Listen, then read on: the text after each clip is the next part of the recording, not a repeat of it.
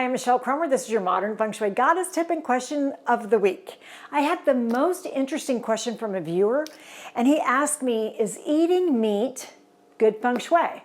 Well, there are many schools of Feng Shui, and there are many ways to interpret Feng Shui, just like yoga, for example. Dating back 2,000 years, yoga drew a range of traditions like Hinduism and Buddhism, but it wasn't until the medieval times that physical postures were introduced. Modern day yoga still has echoes of those religious beliefs, like the dance pose, for example, is a representation of the Hindu god Shiva. And today in the West, we put goats on our back and we do yoga and we call it exercise. So we truly have westernized this ancient practice. Same thing with Feng Shui. It has roots in early Taoism and stems from the Taoist belief in Qi, or in the life force that inhabits every single thing. When Feng Shui spread to China and the Buddhists began to adopt this practice, they added in that a Feng Shui principle was not to consume meat based on their principle, do no harm. This was grounded on the 5 commitments of Buddhism, which are abstain from killing any living being, stealing, lying, sexual misconduct, and intoxication. Within the Buddhist doctrine, they are meant to develop the mind and character to make progress to the path of enlightenment.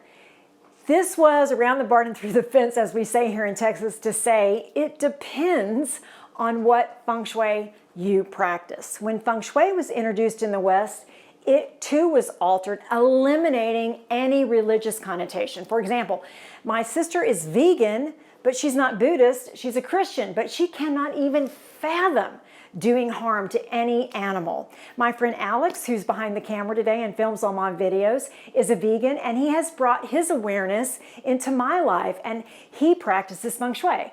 I'm not a vegan, but if I wear python boots, I don't eat snakes, and I used to because they're delicious, believe it or not. If I wear leather, which I do, then I just don't eat red meat.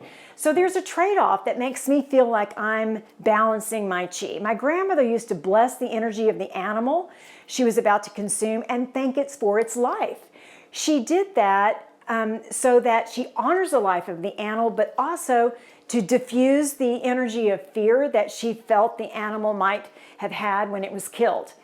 So to answer your question, it just really depends. Thank you so much for the question, though. Y'all ask me questions at michelle@michellekromer.com. Thanks.